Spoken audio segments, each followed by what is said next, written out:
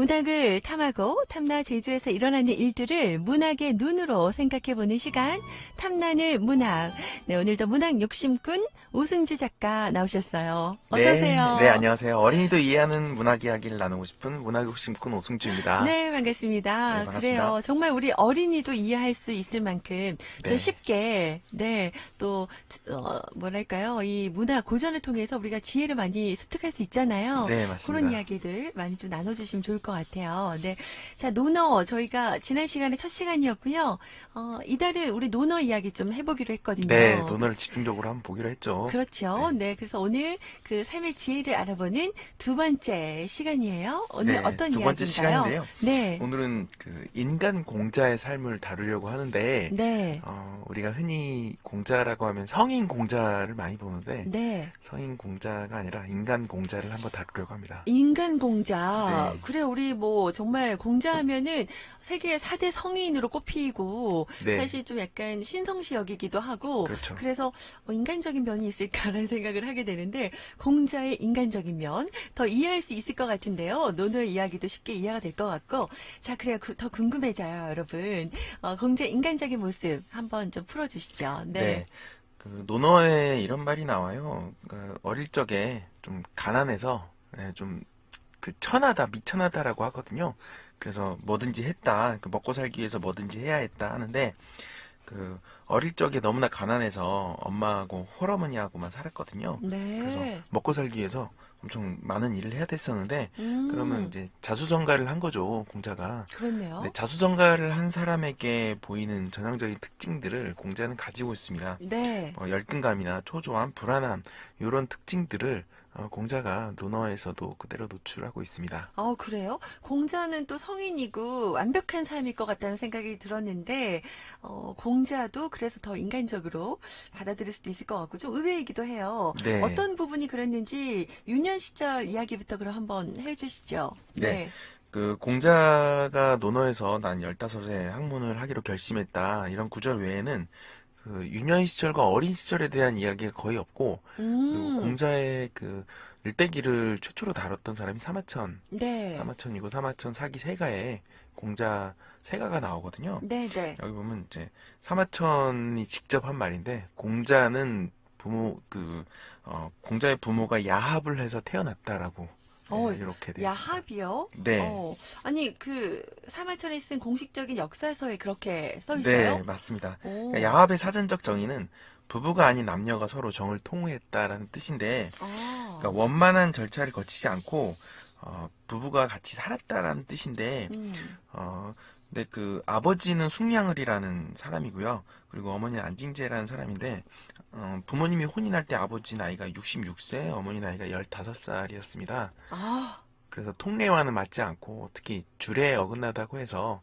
야합이라고 썼는데, 그렇게 표현을 했군요. 그러니까 보니까 그 결혼을 하긴 했지만 나이가 나이 차가 50 이상이 나지. 51세가 차이가 나요. 진짜 네, 우리가 지금 맞습니다. 현실적으로 보더라도 상식적이지는 않죠. 너무 나이 네, 차이 많이 나네요. 네, 네. 맞습니다. 아, 그리고 우리가 흔히 성인이라고 많이 떠받드는데 서만천이 야합이라고 쓴 거는 그러니까 공자의 가르침, 이제 춘추필법이라고 하거든요. 네. 그래서 논어에도 공자를 디스하는 내용, 공자를 비난하는 내용이 논어에 그대로 실려 있듯이 그냥 여과 없이 그런 것들을 그 드러내는 거죠. 자기에게 불리한 것도 드러내는데 음, 야합이라는 표현 자체도 사실은 공자가 가르침 안에 뭐 나를 미화하지 마라, 정직하게 표현해라 이런 안에 있는 거라서 저는 좀 이 어휘 자체가 인상적이더라고요. 그래요. 근데 공자 자체도 그걸 좀 받아들이는 거잖아요. 또 네, 노출을 하고 자신의 이야기에 있어서. 그렇죠. 그러면은 정말 나이 차이가 좀 이해가 안 될 정도로 아무리 옛날이라고 하더라도 네, 옛날에는 진짜 좋은 일찍 결혼들도 많이 네, 했죠. 그렇죠. 우리나라에서도. 네, 근데 맞습니다. 이 정도 나이 차였을까? 이 예, 아버지 속사정이 있는데요. 숙녀물은 예, 왜 그렇습니다. 그러셨대요? 예. 네. 그러니까 숙량을이라는 사람은 노나라 지방관이면서 군인이었어요. 네네. 근데 그 세 번이나 결혼을 하게 됐거든요. 공자의 어머니가 세 번째 부인이군요. 네, 맞습니다. 네. 온전한 아들을 원했는데 그 첫째 부인에게서는 아들을 한 명 얻긴 했는데 그러니까 장애를 좀 가지고 있었어요. 맹피라는 아들이었거든요. 예, 음. 그리고 아들을 그 원하는 마음에 또 두 번째 결혼을 했는데 또 딸만 계속 낳은 거예요. 아. 그래서 66세 되니까 예, 그래도 아들을 낳고 싶은 그, 열정과 욕망이라고나 할까요? 그래서 아, 안징제라는 15살 그 소녀라고 해야 되죠, 사실. 예, 그래요. 온전한 아들을 낳은 게 공자입니다. 아, 그래요. 정말 그런 상황을 더 들으니까, 이 공자의 아버지, 네, 네, 정말 좀, 비상식적인, 네, 이네요. 네, 아마 네, 지금으로서는 그렇죠. 다들 좀 이해 안 되는, 아마 좀, 어, 사회적으로 이야기를 많이 들을 법한 그런 네. 행동들을 근데 하신 거네요. 당시에는 그런 내용들이 사실은 지금은 이제 여성에 대한 어떤 인식이 네, 좀 강하잖아요. 근데 당시에는 여성에 대한 이제 위상이 음, 또 낮았고 가부장적인 게 굉장히 강했던 시대니까 뭐 동양이든 서양이든 그렇지 않겠습니까? 네, 그래서 그런 부분이었고 그래서 이제 공자가 그런 이제 평범한 부모 밑에서 성장하거나 태어나지 못했다는 사실이 네, 네. 사실은 우리 동양의 문화나 특히 여성에게 상당히 좀 안 좋은 영향을 미쳤을 수도 있을 것 같아요. 그리고 음, 논어 안에도 여자에 대한 얘기가 좀 부정적으로 나오는데 어머니에 아, 대한 얘기는 전혀 없고요. 그래요? 그리고 여성에 대한 얘기도 이제 남자라는 여성이 위령공의 젊은 음, 부인 얘기도 좀 부정적으로 나오고 그리고 좀 여기서 말하기 좀 어려울 정도로 여자에 대한 그 하인과 같이 취급을 하는 방식의 발언이 나와요. 그래서 아, 뭐 여자와 하인은 좀 그 길을 살려주면 기어오르고 그리고 이제 아, 좀 멀리하면 원망한다 이런 네. 말들이 나와서 그런 인식을 좀 볼 수 있습니다. 정말 철저히 유교적인, 뭐, 네, 예전의 맞습니다. 그런, 네, 배경이 아마도 이제 공자의 이런 평범하지 못했던 그런, 뭐, 부모님의 영향이나 또 성장 환경이 있을 것이다라는 것도 네, 좀 또 그 예측이 시대의 또 상식이기도 되는군요. 하고요. 네, 맞습니다. 그래요. 그럼 여러 가지 많은 가정 환경이 영향을 미쳤겠어요? 공자의 네, 삶에? 맞습니다. 네. 그리고 유년 시절도 그렇지만 이제 논어에 나온 내용에서 아버지 공자의 내용이 좀 나와요. 사실은 우리가 그 유년 시절에 어떻게 성장하고 어떻게 훈육받았냐에 따라서 그 사람이 부모가 됐을 때 바로 그런 것들이 나오잖아요. 네. 예, 그런 것들이 이 논어에 나와 있는데 만약에 공자가 좋은 선생님이라고 좋은 선생님인가 하고 질문한다면 그 망설이지 않고 좋은 선생님이라고 얘기할 수 있을 것 같아요. 그리고 좋은 정치가인가라고 질문하면 한 반반 정도 예, 좋기도 하고 좀 안 좋은 부분도 있고 근데 좋은 아버지인가라고 묻는다면 좋다라고 대답하기는 참 힘든데 네. 그 여기 논어의 대목을 좀 소개를 해드리면 그 진항이라는 굉장히 호기심 많은 제자가 있는데 네. 공자의 아들이면서 동시에 제자인 그 공리라는 그 음, 사람과 네. 대화하는 장면이 나와요. 아, 공자의 아들 이름이 공리. 예, 네네. 공리 이제 네. 잉어라는 뜻인데 네. 진항이 넌 아버지니까 뭐 좋은 걸 가르쳐 줬겠지? 라고 음, 물어봐요. 맞아. 아버지가 그렇죠. 공자인데, 뭐 네. 떡 하나라도 더 줬겠죠. 음, 그렇게 생각할 수 있는데 네. 그랬더니 이제 공리가 아버지에게 뭐 달리 제자들과 배웠던 것에 대해서 얘기하는데 그 마당을 종종 걸음으로 지나가다가 평상에서 쉬고 있는 아버지를 문득 본 거예요. 네. 그래서 시를 배웠느냐라고 아버지가 물었대요. 네. 그래서 시는 이제 시경 같은 거죠. 음, 그래서 아니요라고 했더니 시를 배우지 않으면 입이 있어도 말을 할 줄 모른다. 이렇게 해서 이제 시를 막 공부를 하게 됐다고 하더라고요. 네네. 그리고 좀 지나니까 또 종종걸음으로 하다가 아버지가 문득 얘를 배웠느냐라고 네. 물어서 아니요 했더니 얘를 모르면 사람 구실을 할 수 없다라고 해서 또 얘를 배웠다. 뭐 그 두 가지가 아버지가 가르쳐준 전부다 했더니 진앙이 굉장히 좀 흐뭇해하면서 하나를 물었는데 셋을 알았다라고 그 얘기를 하는데 시와 예를 왜 배워야 하는지 알았고 군자가 자기 자식과 거리를 멀리 한다는 걸 알았다. 이 네. 말인데 저는 이 마지막 말이 좀 약간 아쉽고 좀 슬프고 그랬습니다. 아, 군자가 자기 자식과 거리를 둔다는 것을 알았다. 근데 공리가 참 영특하네요. 네, 아버지가 그냥 이렇게 대뜸 물었을 뿐인데, 그리고 내가 모르니까 알아야 되겠다는 생각에 공부를 했다는 게, 네 맞습니다. 또 공리가 더 대단하다는 생각도 예, 들어요. 그렇죠. 그래서 음, 공자가 평범한 아버지 어머니에게 사랑받으면서 자랐다면 물론 위대한 인물이 될 수 있었을까라고도 물을 수 있지만 만약에 공리와의 대화 방식 자체가 좀 달라졌지 않았을까 이런 생각도 하면서 여러 그래요. 가지 생각을 하게 됩니다. 네, 좀 자상한 그런 아버지 스타일은 아니었다라는 생각이 좀 들기도 해요. 네, 네, 잘은 맞습니다. 모르겠지만, 네. 네, 어쨌든 우리 또 오순주 작가 이야기를 듣고 있으니까 또 공자도 어쨌든 또 한 사람, 네, 그렇죠. 인간이었구나. 네, 아픔이 있는 네, 뭐 맞습니다. 다 완벽할 수는 없구나. 네. 이런 생각도 좀 들어요. 네. 그러면 공자가 그래요. 뭐 좋은 선생님이기도 하고 뭐 이런 얘기 이제 지금까지도 네, 제자들이 이제 이렇게 입을 모으고 있는데 그럼 공자 사회생활은 좀 어땠을까요?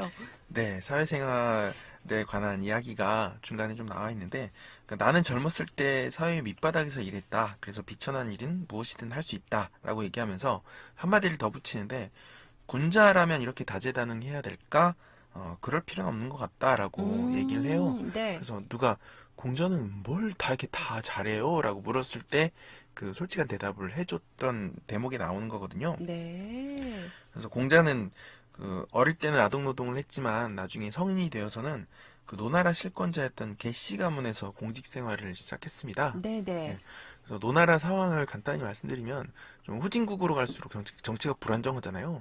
그러니까 임금이 있었고 임금이 제후였죠. 제후가 실권이 전혀 없고 그 밑에 세 명의 대부 개환씨, 개손씨, 맹손씨, 숙손씨 이렇게 세 명의 대부가 있었는데 네. 그 대부가 삼환이라고 해요.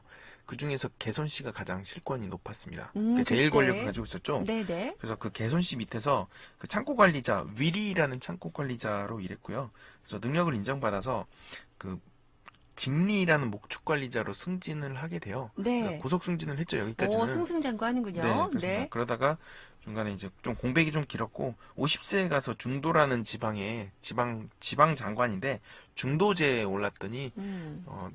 잘 다스리실 거 아니에요. 그래서 네네. 옆에 마을에서 막 벤치마킹을 막 어마어마하게 막 하는 거예요. 어떻게 잘 또, 네, 어떻게 네, 하면 중도처럼 관리하는지. 네. 할까라고 그렇게 해서 백성의 신망이 높아지자 그 공사를 담당하는 중앙관리인 사공의 벼슬에 올랐다가 마지막에는 이제 검찰총장격인 대사구로 승진하는데 예, 아, 대사구가 신분이 대부예요. 대부. 대부. 어, 그래서 그 대부를 부자라고 하거든요. 그래서 공부자라는 공부자. 예, 네. 공부자라고 하는데 그래서 공자의 영어 표현인 컨피시어스도 이제 공부자라는 뜻을 그대로 영어식으로 발음한 겁니다.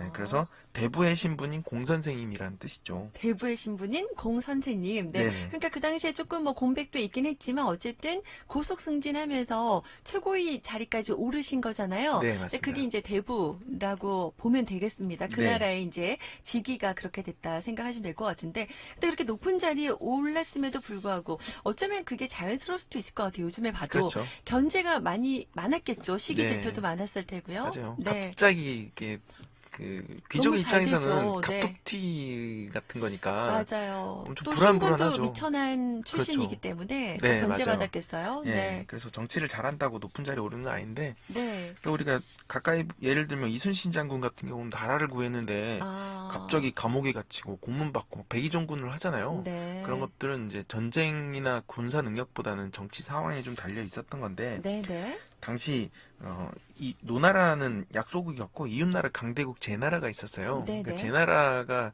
거의 노나라를 갖고 놓은 정도의 나라였는데 음. 그래서 제나라 임금이 재경공이었는데 재경공을 만났을 때 재경공이 개손 씨 정도 대우는 좀 제 능력으로 해주기 어려운데 그럼 개손 씨와 맹손 씨의 중간 정도 대우를 해주겠다 어. 해가지고 영이 무사를 아, 밝혔거든요. 이쪽으로 넘어와라. 예, 그렇습니다. 영입한다. 예. 네. 근데 점심 먹고 나서 뭔가 긴급 대책 회의를 했었나 봐요. 그래서 어. 재경공이 말이 바뀌어요. 네. 음, 내가 늙어서 채용하기가 어렵다.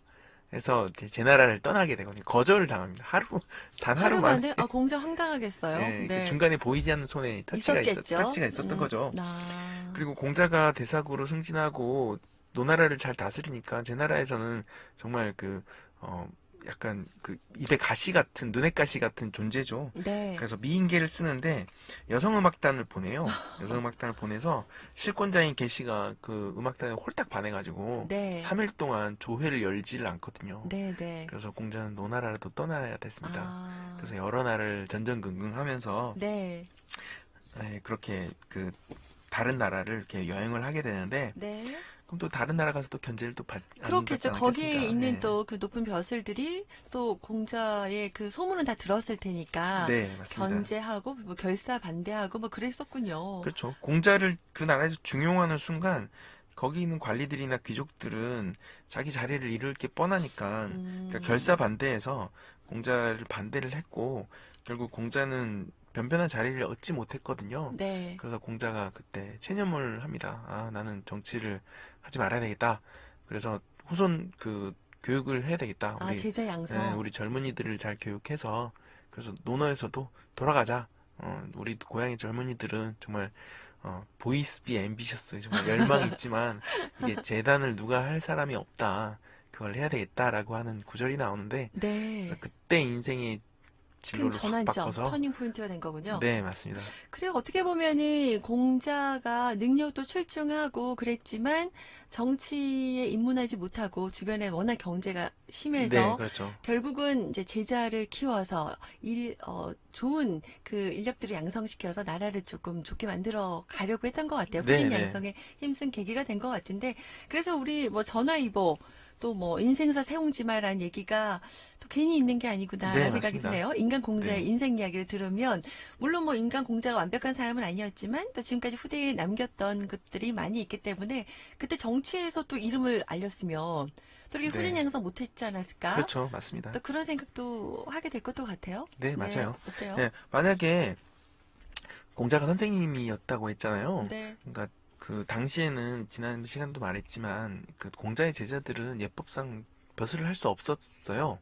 그래서 공자가 이렇게 브랜드 관리를 한 거죠. 공자 학당에서 엄청 공부해서 학식이 높다, 제자들도 학식이 높다 하니까 여러 나라에서 제자를 추천해달라는 얘기들을 많이 아, 했어요. 인력 채용을 이제 그렇죠. 네, 추천받는군요. 그래서 관리로 이제 스카웃을 보내면서 음, 그 제자들을 군자로 만들었거든요. 네. 그래서 당시에는 상당히 정치가 자의적이었는데 이제 시스템에 맞는 정치를 좀 환경을 바꾸는 게 사실은 공자의 굉장히 큰 역할이었고 그래서 공자가 그거를 제자들에게 내가 어떻게 나라에 가서 실패하는지 그 나라에서 정치 시스템이 어떻게 망가졌는지 나의 망가진 모습을 보면서 배우고 이제 개선해라라고 그런 메시지를 아마 몸으로 하지 않나 싶습니다.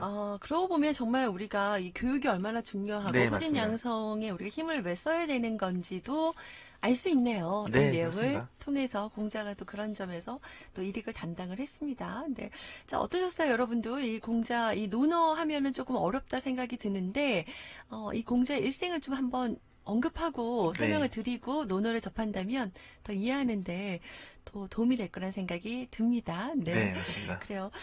그러면 이제 우리가 다음 주엔 또 어떤 내용으로 같이 얘기를 해주실지 또 예고해 주세요. 네, 그 지난 시간에 잘 말하는 방법, 그러니까 말을 잘하는 게 아니라 말을 제대로 하는 방법에 대해서 자공을 통해서 배웠고 네. 오늘은 이제 인간 공자에 대해서 배웠잖아요. 네. 그래서 공자에 대해서 좀 부정적인 것보다는 그냥 성인이라는 이미지를 좀 없애는 그런 취지였고요. 네. 다음 시간은 잘 행동하는 방법에 대해서 오, 예, 공자의 넘버 4 이제 자로라는 제자가 행동파예요. 생동파. 네, 자로의 이야기와 함께 잘 행동하는 방법에 대해서 좀 알아보도록 하겠습니다. 그래요. 우리가 이제 아는 것에 그치지 말고 행동해야 된다 얘기를 하는데 어떻게 하면 잘 행동할 수 있는지 네. 공자의 제자 자료를 통해서 함께 또 이야기 나눠보도록 하겠습니다. 관심 있는 분들을 우리 또 오순주 작가의 책이 있어요. 이 초등학생도 읽을 수 있는 공자 사람답게 사는 인의 세상을 열다라는 책 참고하셔도 좋을 것 같습니다. 네. 자, 오늘 탐나는 문학 욕심꾼 오승주 작가 이야기는 오늘 여기까지 얘기 들을게요. 네, 알겠습니다. 고맙습니다. 고맙습니다. 네.